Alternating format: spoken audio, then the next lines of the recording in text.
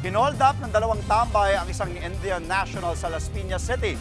Hindi raw nagpautang ang biktima sa mga sospek, kaya pinuntirya nila ito sa pagnanakaw. Nasa frontline ng balitang yan si Gary De Leon. Sa pulsakuha ng CCTV, ang pagdaan ng Indian national na ito sa eskinita sa Las Piñas City. Nang matapat sa harap ng dalawang tambay, hinarangan siya ng mga ito. Kinapkapan nila ang dayuhan at kinuha ang kanyang pera at cellphone. Hindi na nakapalagang biktima lalo't may hawak na patalim ang isa sa mga sospek.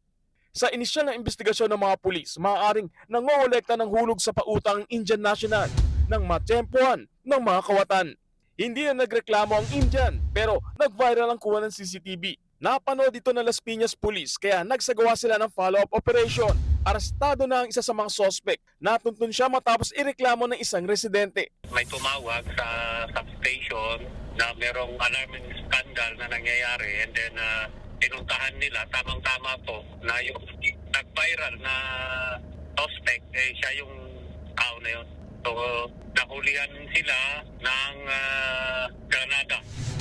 Umamin ang sospek sa pang-hold up na pagtripan lang daw nilang nakawan ng Indian national dahil ayaw raw sila nitong pautangin. Naharap sa kasong alarm and scandal, illegal possession of explosives at robbery ang suspect.